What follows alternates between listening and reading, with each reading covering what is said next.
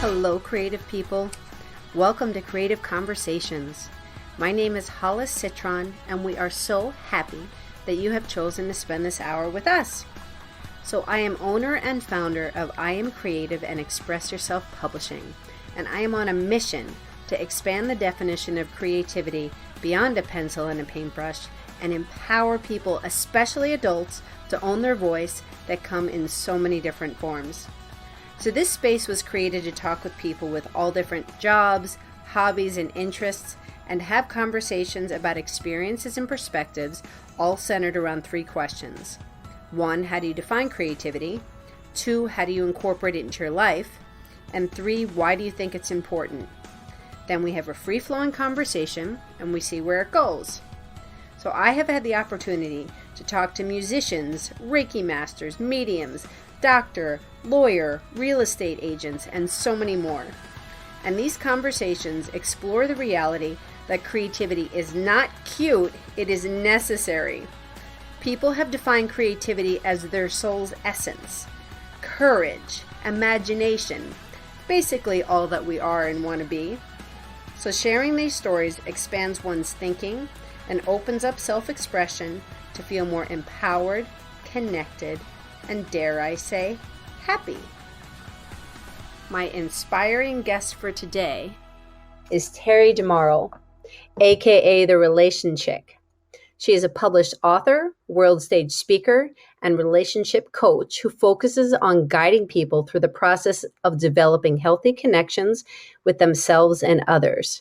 Her ultimate goal is to show people how to love themselves and start living the positive, happy lives they deserve. Terri, welcome to the space. Hi, Hollis. Thanks so much for having me on tonight. I am so happy to have you here. So, I read just a little bit about you. Could you give us a little bit more information about who you are and your background and whatever you want to share at the moment?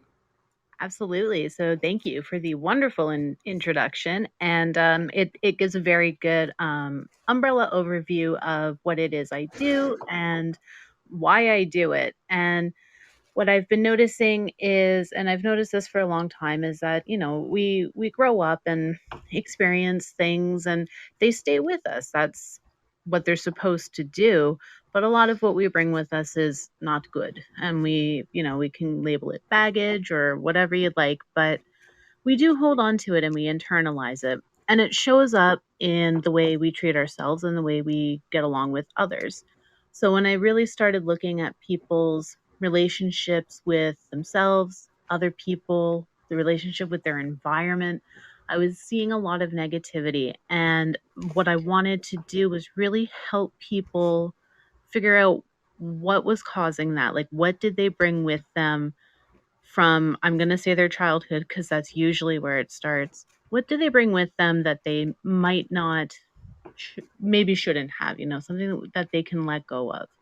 And it's scary because it's what they're used to. So the process of healing is it's a scary process. So having people be open to doing that is the first step.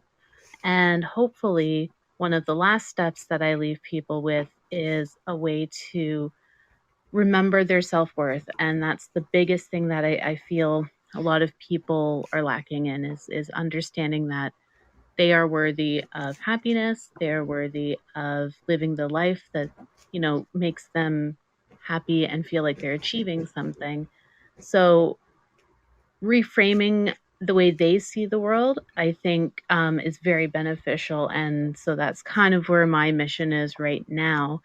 And just recently, I've launched. I'm launching a new program that is going to be focusing more specifically on family dynamics with young children. So instead of trying to repair some of the harm that's done in childhood, I'm really hoping to work with families and prevent that harm from happening in the first place.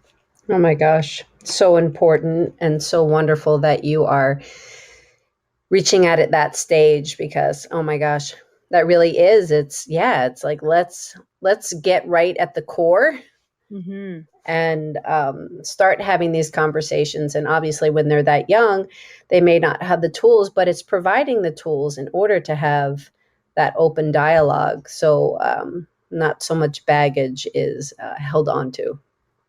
Yeah, exactly. And it's really cool because it the way it's going to work is that I'm going to be helping kind of like the parents heal their generational traumas by giving them, examples that are happening right in front of me with their kids. So I'm going to be helping them teach their kids, but also healing the parents at the same time to really try and get a really great, strong, healthy relationship in the family. Gosh. Yeah. Well, I look forward to hearing more about this. But yeah, so this is a great base to go from. So, what we're going to do at this point is, again, welcome the people that are here live. So, thank you so much. So happy that you're here. We're going to start with a would you rather question, and then we will dive into the first question. Excellent. So, Terri, Yes. would you rather lose the ability to cry or cry every day for 20 minutes? Oh my God. That's fun. I haven't heard that one. You know what? I am gonna go for a good. Can I pick my 20 minutes? Yes. Yes, you Okay. can. I was going to say it could be random, but no, I will leave it open to you can pick your 20 minutes.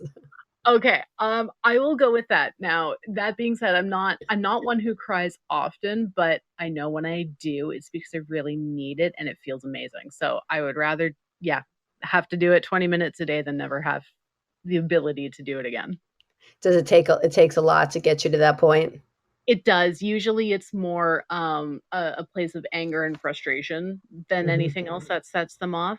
I don't cry that often when I'm sad, and I don't think I've ever happy cried before in my life.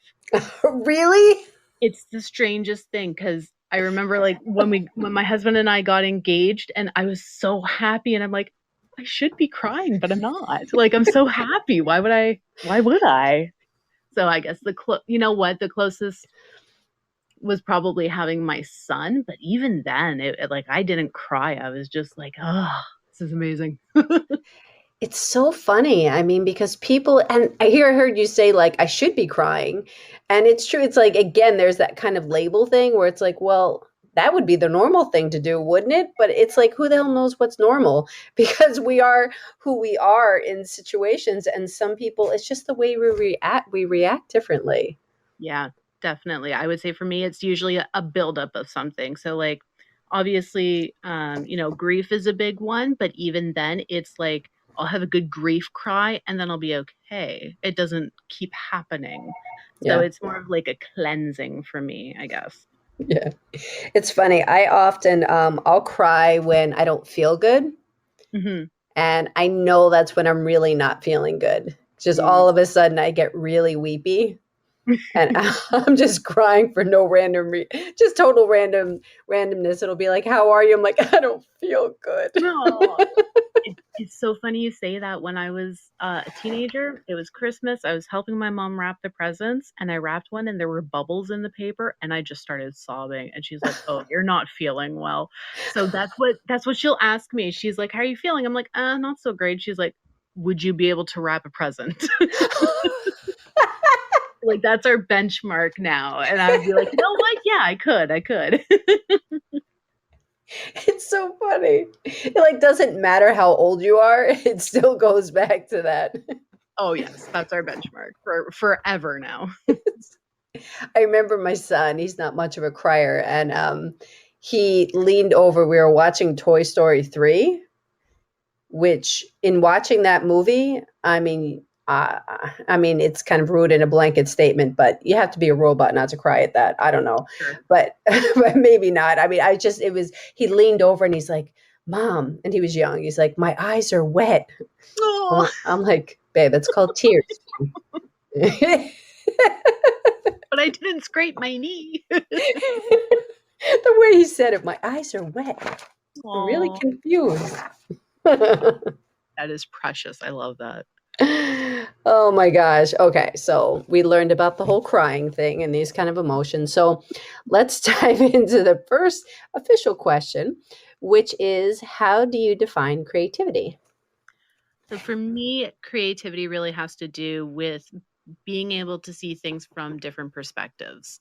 And when you're challenged with a problem that you need to solve, a lot of people are like, change the word problem to opportunity or obstacle or something like that. And I love when it's opportunity, because you get an opportunity to be creative about how you're going to overcome this challenge. So for me, I've always had to do things my way. That's why I'm an entrepreneur. And and it really goes back to that part of my creativity, is that I like to be able to do things maybe differently and maybe not the way everybody else says it should be done, because I have a different perspective.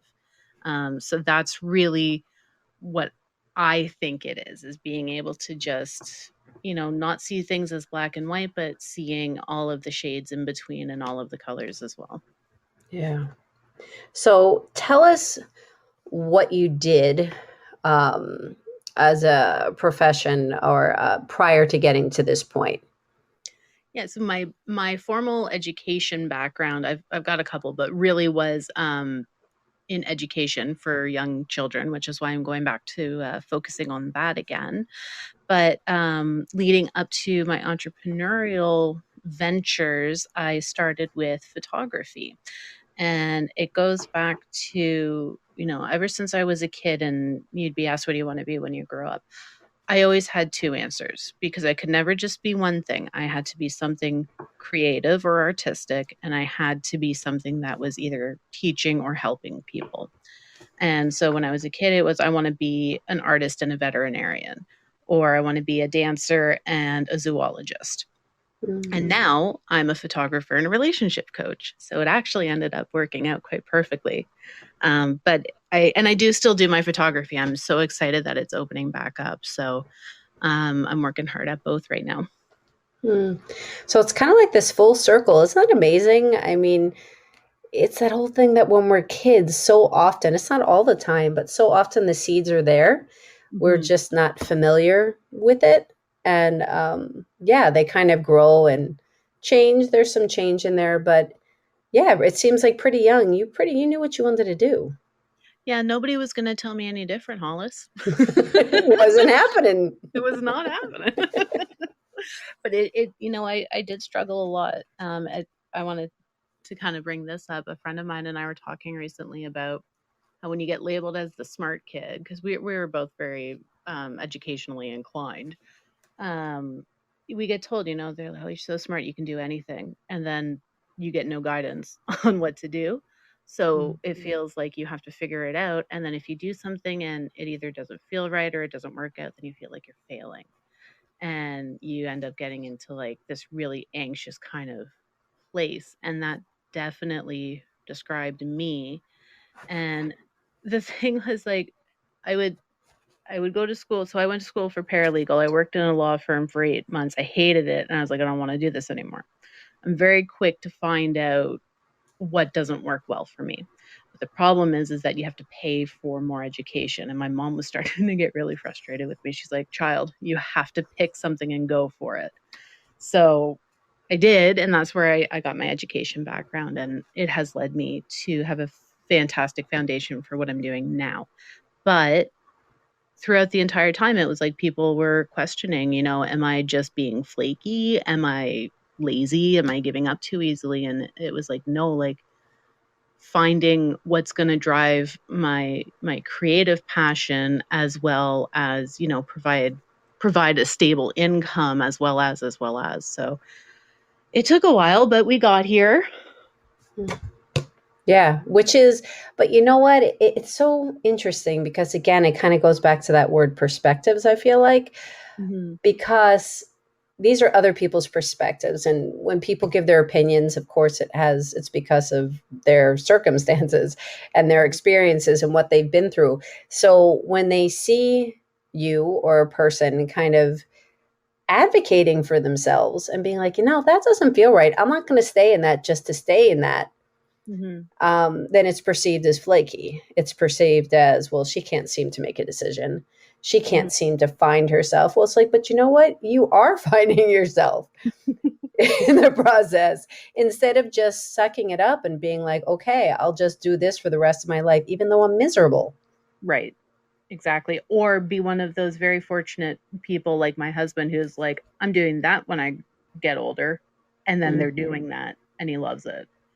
Mm-hmm. Yeah. And I find that that tends to be, not the norm, but he says it himself very often. He's like, I'm really lucky I knew what I wanted to do very early on. And I'm like, yeah, you really are. And I guess I am too, because that's a good stability in my life. So it Well, helps. I think that it's interesting too that you brought up the point of labels. Thank you for bringing that up. Hmm. Because I mean, that's just such a wide topic. We get labeled on all these different things, and people just put you in a box because of it. And they just are like, well, you're this, so this is what you do, and you're this, and this is what you do. And some people aren't of the thinking that you go out of your box, that things don't merge. But I think most importantly, the point that you were making is that you were labeled being a good student and being intelligent, which just then meant that they were saying you can do anything, but meanwhile, they weren't helping you to kind of bump it up to the next level and really challenge you, right? Yeah, it definitely felt like, my mom was great. She's like, are you interested in something like law? Are you interested? And it wasn't always academic. Do you want to do a trade? Do you want to do something like this? She tried, but I think part of it was that I wasn't sure yet either. Yeah. And because I wasn't sure by the time I was supposed to be making that decision, going to college, going to university, I just kind of went with whatever. And I remember I asked her, I'm like, can I take a year off? And she said, no, I think it's really important that you continue. And I said, fine, like I'll do a 1 year program. And I actually didn't end up finishing that program. It's the first thing I ever flunked out of. And Mm, I didn't even care because I was like, I didn't want to do it in the first place. Now it gave me amazing foundations and I met great people and yada yada. It was good. I'm not upset that she pushed me to do it. My point is just that I didn't know yet. right. Right. And that's really what it is, right? I mean, it just boils down to us. Like, we need to do the work. We need to go inside and kind of learn more about ourselves, Hmm. have relationship connection with ourselves, and then go outside of ourselves to try different things and explore and mess up and do all these things in order to find what we actually enjoy. Hmm. Exactly. And a big part of growing and learning for me was that messing up and it being okay and learning how to like go from there. That was a huge life lesson for me. Yeah. Yeah. It's a big life lesson for so many. When I left the classroom, being an art teacher for in total it's been like 30 years. Uh, Mm. my last stint was like for 5 years in the public school system in Philly, and I just was like, you know what? I want to work with adults and this whole adulting thing, Hmm.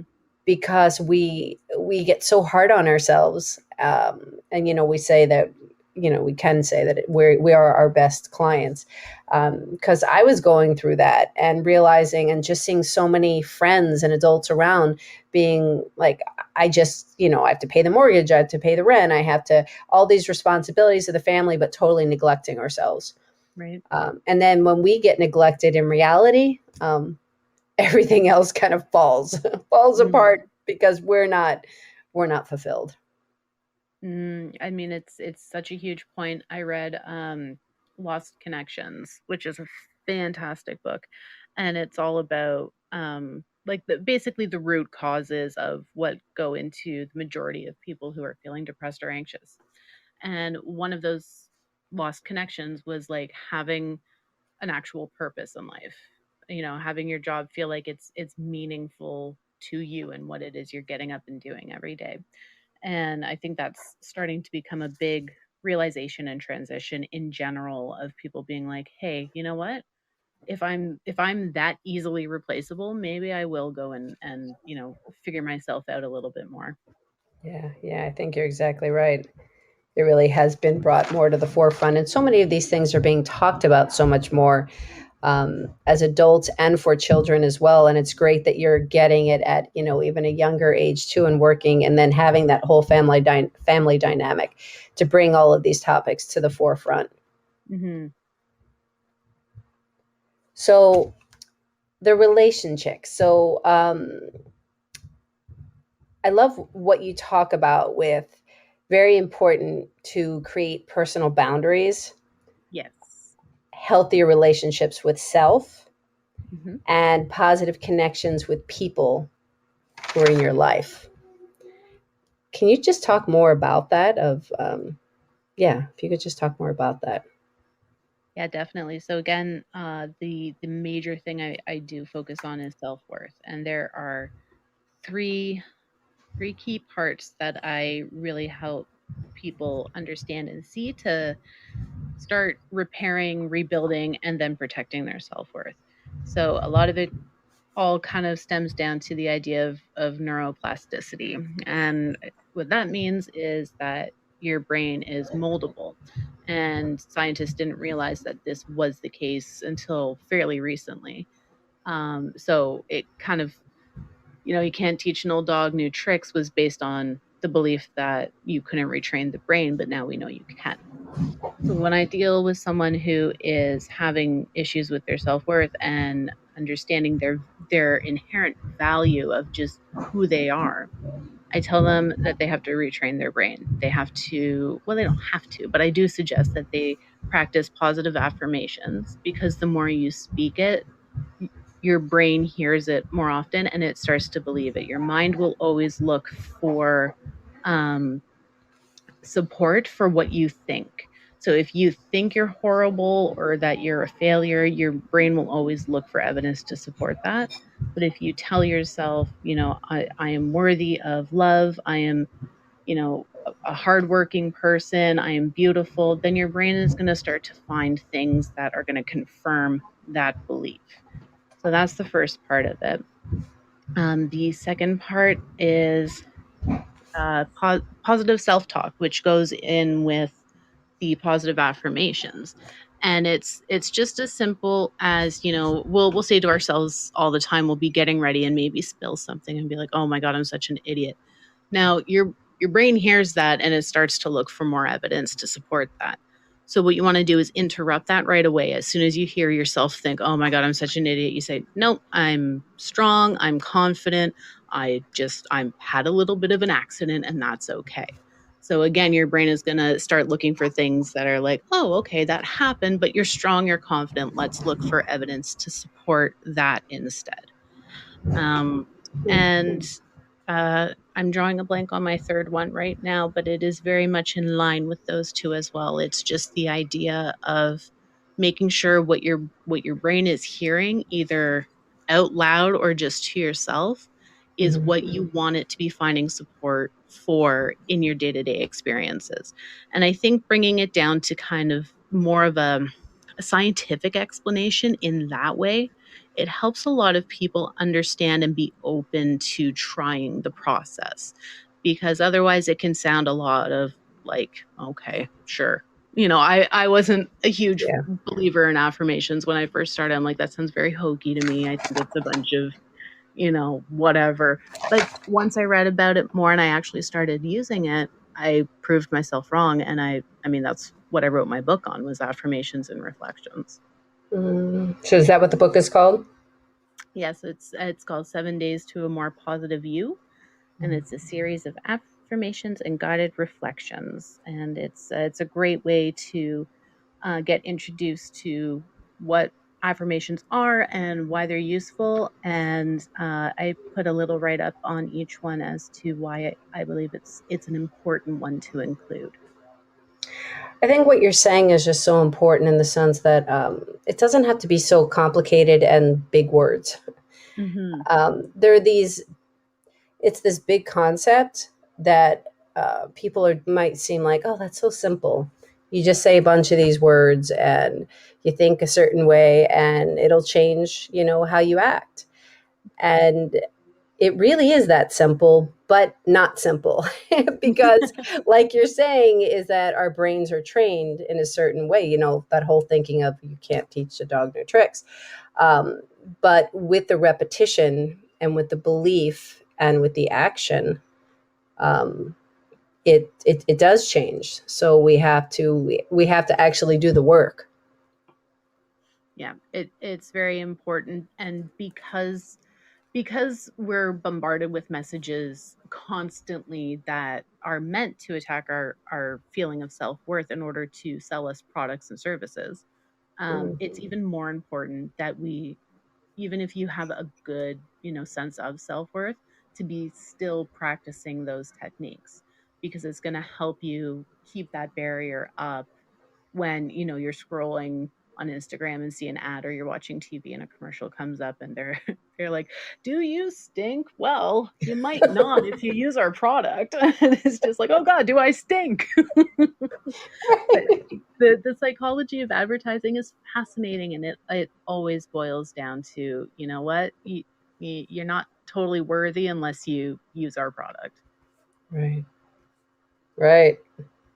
My God, it's all such a mind game. It's yeah, I wanted to get into advertising, and then I was like, "Oh, maybe I'll go on the other side of things." It doesn't make me feel good. It doesn't. I'm sure I'd be good at it, but do I want to be? Right? Do I want to treat people that way? So, for your services that you offer, can you tell us a little bit about what like your 30-minute check-in is? Yes. So the 30-minute check-in is used for people who I have seen for a full session. Typically, anyways. Sometimes I'll allow that to be done after a 15-minute, or sorry, I'm doing 20-minute after a 20-minute uh, free interview kind of thing. But Mhm. yes, the 30-minute check-in is designed for mostly for when something unexpected comes up. So, say you've been a client of mine and we've had a few sessions, and, we plan to have another one, or maybe not. Um, but something happens and you're like, I need to talk to somebody about this now and get some clarity on what's going on. Then we can always hop on for a 30-minute, like, okay, tell me what's going on. Let me help you get in the right headspace. So that's what I see it used for most often. I mean, if other people are just more comfortable not booking a full hour because they want to test it out, that's fine as well. But I do always suggest that we do the complimentary discovery call first, and usually that sets us up to be able to do the full hour.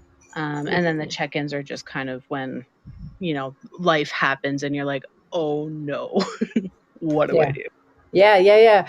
I wanted to ask about it because when I was looking, I just really love the your it's very succinct. Your website is just very clear and very easy to read and navigate. And I just like how you put 30-minute check-in and then next to it you put the word balance. Yes, that's And right. I think that that's really a nice thing too, because so much of what can happen is we can be thrown off balance. And you need that whole, getting back to the word perspective, and grounding. Definitely. And we all know stuff just happens, and you sometimes you do need a quick safe space to just be able to talk it out, instead of waiting, a week or two until your next session and being like, "Okay, I'll bring this up." So, Yeah. I did want to offer that for when those things come up. Yeah. Because life is in session. Life happens. And yeah, it's a really good thing. So before we go on to the second question, which well, I'll ask that in a minute, but photography. So Yeah. let's touch on that a little bit because as you were kind of using the words like framing and everything when you're working with people, framing scenarios, I just kept thinking in my head, well, photography is all about framing. It's all about looking through a lens and kind of seeing. So I would just love to hear more about what you do within photography and kind of like your take on the whole thing. Yeah, one of the things I love about working in that field is that there's two big things. One is that I get to show people what I see when I'm looking at them, and their family, or their event, because I'll do small events as well. But I love being able to bring my vision to my pieces. And then the other part of it is that I really love working with clients who are super camera shy, and by the end of it, they are working the camera. Oh my god, because I hype them up. I'm like, "This is amazing. You're gorgeous." I'll show them, a couple of examples of pictures I've taken on the camera, and they're like, "Oh my god, like, is that me?" And I'm like, "Yes, it is you." Um, a lot of times I do work with young moms, and they're still not super thrilled about how they look after having a baby. And "Oh, do you think you can smooth this out?" And I don't think I look very good. I'm like, "Oh my god, you look amazing." So it's really a lot about again finding that beauty inside that people have, I don't know, just made someone hide away for whatever reason, finding that spark and that joy again, and then bringing that out and then getting to capture it. So it's one of the reasons I love doing photography that isn't so posed. A lot of times, even when I do pose pictures, I'll say, "I want you to stand how you normally would, and then I'm going to tweak you just so that it works a little bit better." But I want people to be looking natural, and I love capturing the candid moments of a mom and child like having a moment that would otherwise just be fleeting, but I captured it, and that's going to be an amazing picture. Oh my gosh, yeah, that's so much the beauty of photography is capturing that moment, and it's there forever. I mean, can you imagine photography back in what, the late 1800s? Oh god. I mean, how long they had to stand there before the whole process? I mean, can you imagine going through that? Ugh, no, because even with like fast shutter speed, I'm still struggling with people staying still long enough. Oh my goodness. Thank goodness for Photoshop. Head swapping is a savior sometimes. You said head swapping? Yeah, so if I have a like when I do a Oh, posed picture, I'll take a bunch of pictures of that one so that if someone's blurry in one but not in the other, I can take their head from one and put it in the gotcha. other. I've done that and it has saved a few pictures because almost never is everybody looking at me with a smile at the same time. Right, right. It's like those dolls. I just got like Yeah. a color forms image where you can like move the heads around and the clothes around. Yeah, basically. Yeah. So that whole thing with, I love the concept, and it's just reality. It's true, so relatable, of people being very shy in front of the camera, but people probably they come to you, and I'd like to hear your perspective. I'm thinking of how I would approach the situation of kind of like, I want to catch these family photos. Doesn't make me the most comfortable, but I want to do this. Want to have these moments together.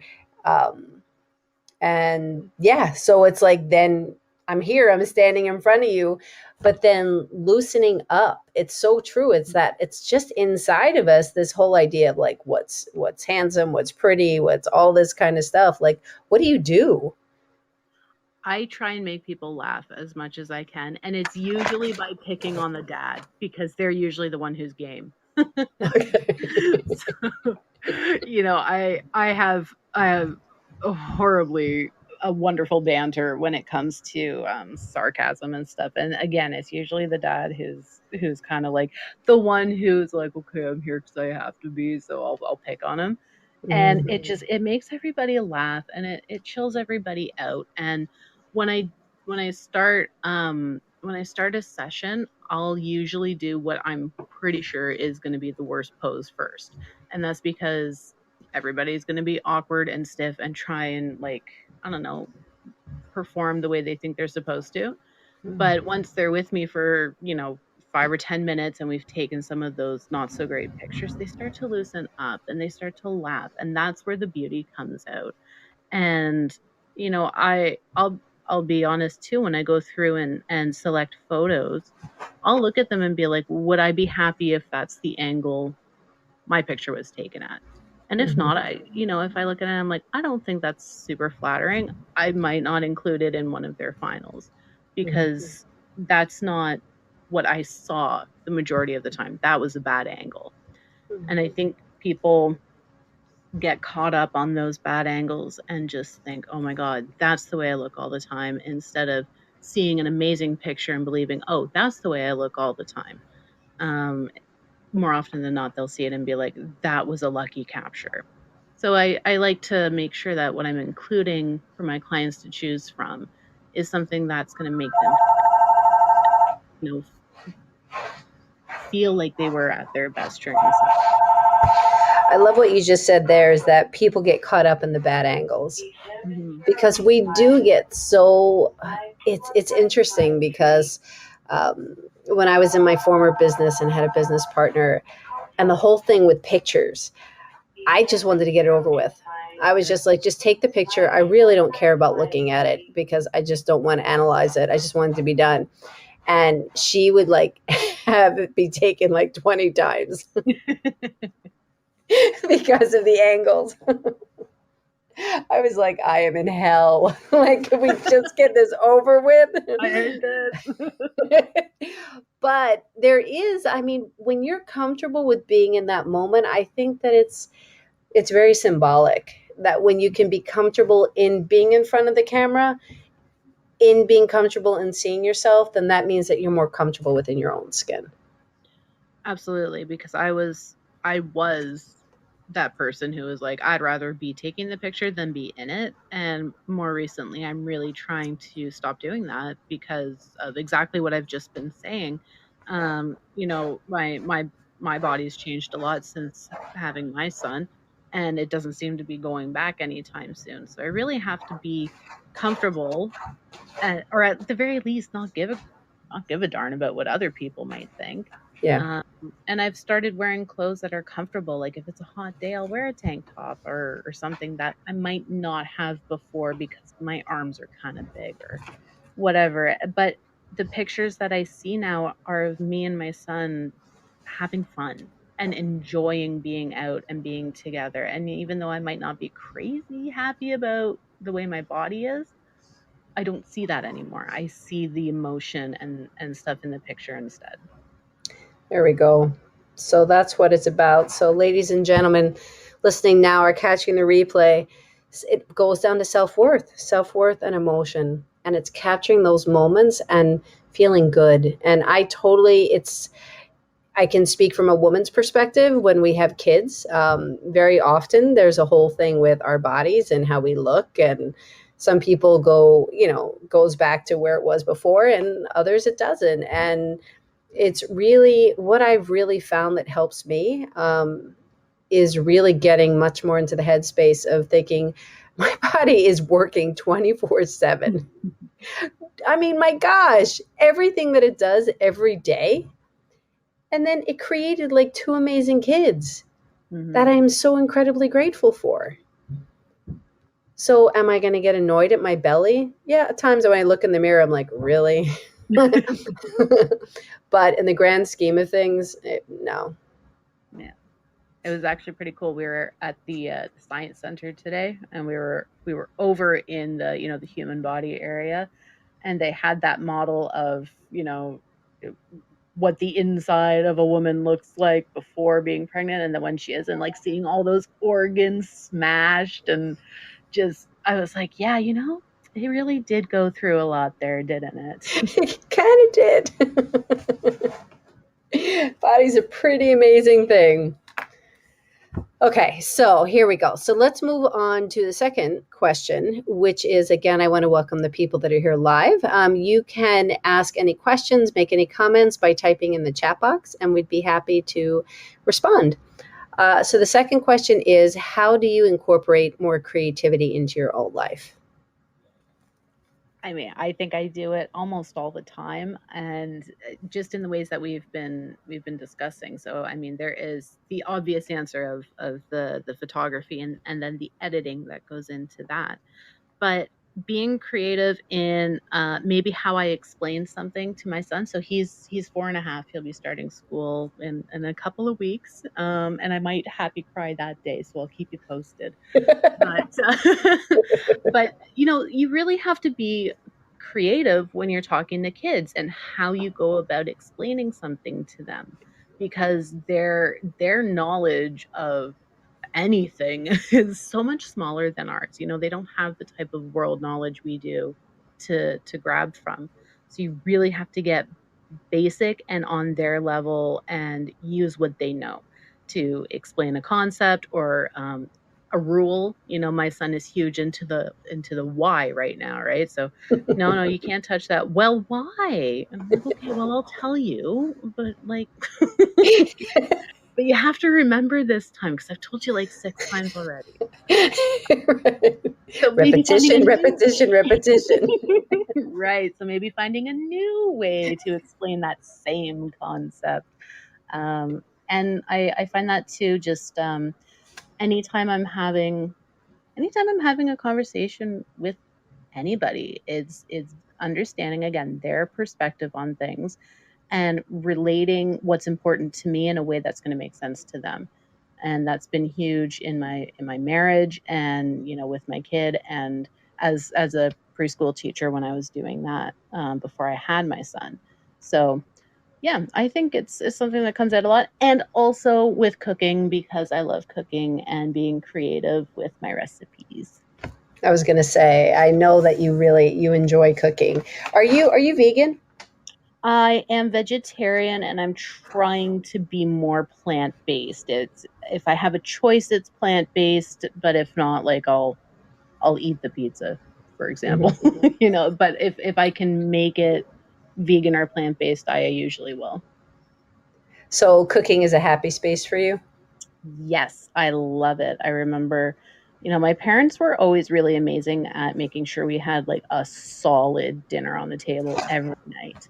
And it was, the protein and the veggies and some sort of starch. And they were amazing with it. And my brother and I both really took cooking to heart from that. My sister did not so much, but he and I did, and like we used to do the big Sunday dinners and help mom and dad get everything ready. So that follows through for me. I love cooking. Ironically, I'm not huge for sitting all together at the table. I've had to learn since like going into my husband's side of the family because that's what they do. But like for me, it's the cooking that's the together time, and then the eating is just kind of like whatever. Isn't that funny? Yeah. Yeah, it's that whole, here you are, you have your own separate life for however long you have, and then you get together with this person, and then you're expected to like meld together, and it's Right. sometimes you're like, really? Again, like your son, like, why do you do that? I Yeah. don't understand. This is called compromise and learning. It's how you get along with humans. Compromise. Oh yeah. Oh, here he is. You want to say hi, Nico? Hi. Hi. Is How dad are home yet? Nico, is dad home yet? Almost. Almost. Okay, can you go wait for him? Okay, thank you. Oh, sweetie.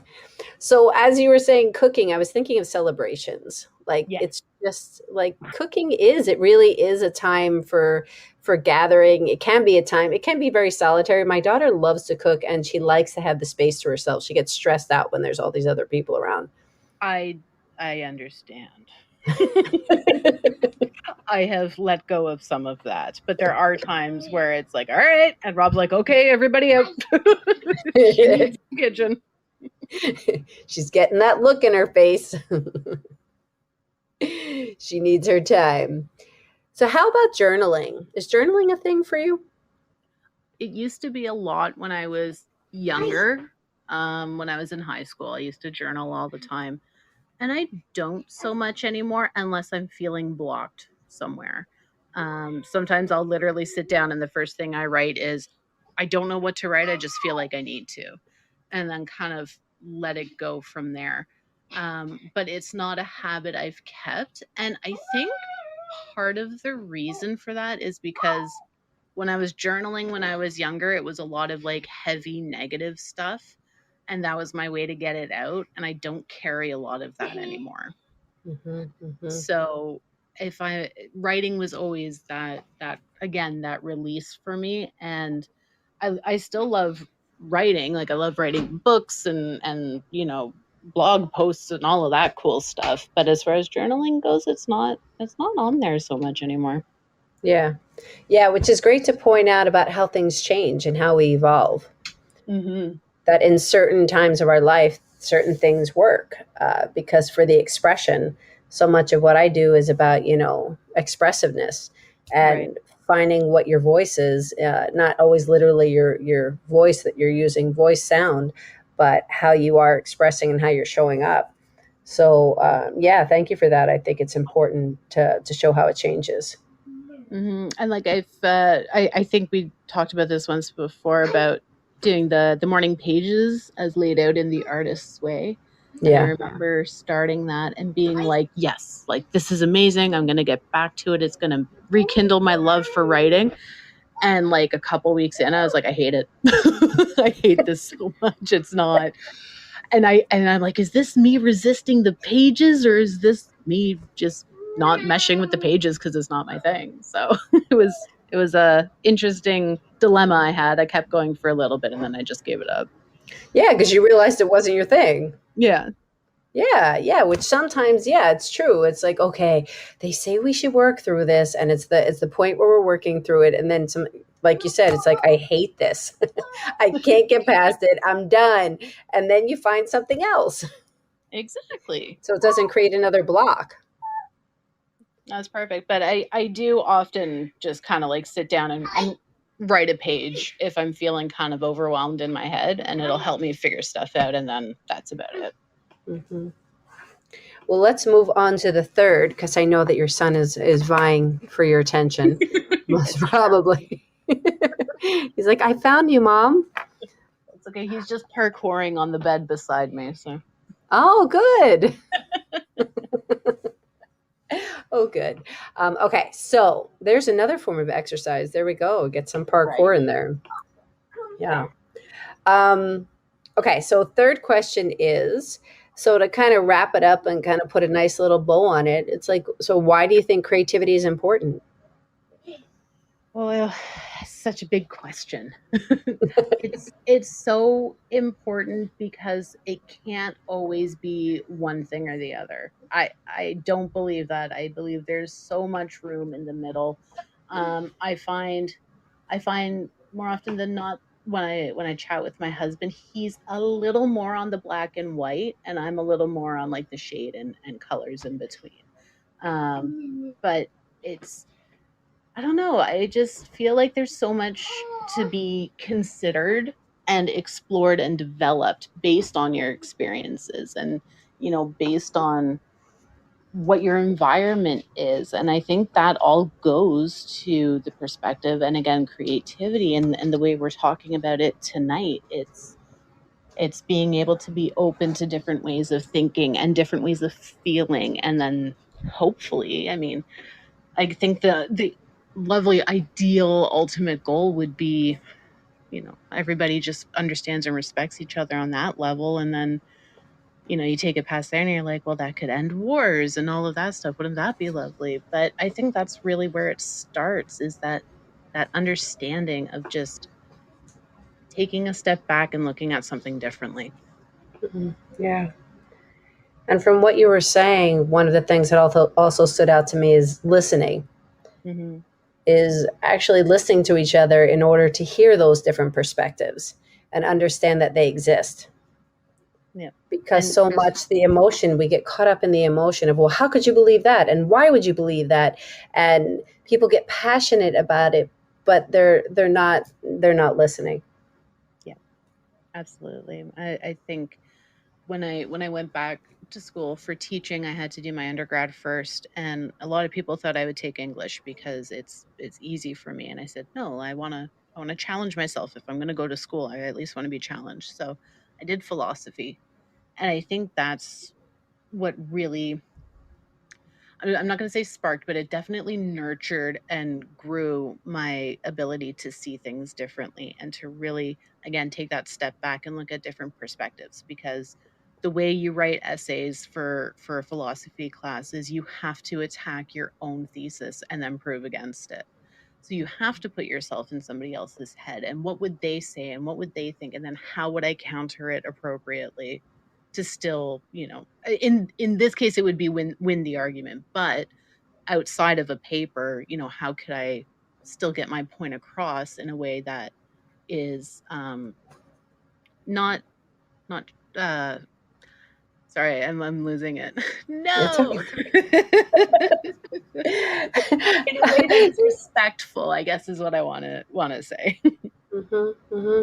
No, I think it's so true. It's challenging yourself, challenge your thinking to step into somebody else's uh, uh, lens, Mm-hmm. um, and in the best that you can. You can't ever see completely through somebody else's lens because our brains are just different. Right. But if you go by, the if you go by the basics and challenge that, so important. Mm-hmm. And again, that goes to my relationship coaching. It's a lot about not learning how to communicate properly and effectively, and lacking the empathy to have a different perspective. Not a lot of people have that as a foundation, and it's a very, very important one to have. Wow. So you're saying that empathy should be part of the foundation. Absolutely. And then there's that other side where it's the opposite ends of the spectrum where we get so empathetic that it can get in the way. Yes, and then that's where we learn about boundaries. Yes. So again, we have balance, right? Now, I'm very much the person who is. I've told my husband, I was like, look, a zombie apocalypse. I said, leave me behind, because whoever comes to our door, I'll be like, yeah, we'll take care of you, and they'll kill us. So just take Nico and head for the mountains, and I'm just gonna chill and, and meet my end. It's fine. But it's true. I am so incredibly empathetic that I really had to work hard at building up those boundaries to keep that balance, to keep from going, I don't know, giving too much of myself, I guess. Yeah. Yeah. Yeah, I totally understand that. And my daughter is very similar. I mean, she would protect the wall if it needed protecting. Right. Don't touch it. It doesn't want to be touched. How would you feel if you were a wall holding this house up all day? It's So exhausting. it's a lot of responsibility. Huge. Sounds like, yeah, it actually does sound like what she would sound like. So, See, I get oh my gosh. So, Terri, can you please tell people how they can find you? Absolutely. So you can go to my website and it will have all of my other links there. So my website is relationchick.com, www.relationchick.com. And also, if you have a pen and paper or can remember the solo.to/the relationchick, again, all of the links will be under there. So hop over to the website, check it out. Or if you like the solo links, it's kind of like Linktree, just a different company that does it, then you can check it out there as well. Facebook and Instagram are the two best social media platforms to get a hold of me. Okay, wonderful. And all of this will be in the bio. Lovely. So, before we jump off of this, give us like one more little tidbit of information to leave us with. Okay. I will lead you with, or leave you with this. Your brain is not moldable. Neuroplasticity is a thing. You can work to retrain your brain. I did a workshop on self worth in July, and one of the statistics I used, I think it was, of all the things that we say to ourselves internally or slightly out loud in a day, I think it was something like 70 or 75% of it was negative.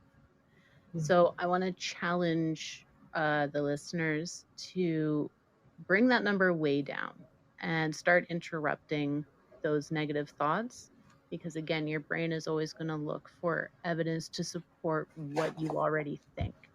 So start thinking more positive, start believing in yourself, and start really getting reacquainted with your inherent self-worth. And if you don't know what inherent means, it means that it's there just because you exist. So please remember that you are worthy, and I hope that you can start getting some more positivity into your own lives. Terri, thank you so much for spending this hour chatting. Thank you, Hollis. This is so much fun talking all about creativity, neuroplasticity, relationships, crying, all of this stuff. Thank you, thank you, Wrapping thank you. paper. So much we covered in this hour. I know. Always a pleasure, though. I love chatting with you. And I love chatting with you. Thank you. And to those here live, thank you so much. We appreciate you and catching the replay. This space is all about inspiring, sharing stories, and connecting. So please like, follow, and share so we can spread these inspiring stories and expand this whole societal definition of creativity beyond drawing and painting. We have needed empowerment always, but especially nowadays, we need it more than ever. So I wish you a good morning, a good afternoon, a good evening, wherever you are in this world, and we'll be talking to you soon. So goodbye, everybody. Cheers. Bye. Feeling inspired? There are so many ways to do things for you, to get yourself moving, to get your creative juices flowing, and to have fun. Check out I Am Creative and Express Yourself Publishing.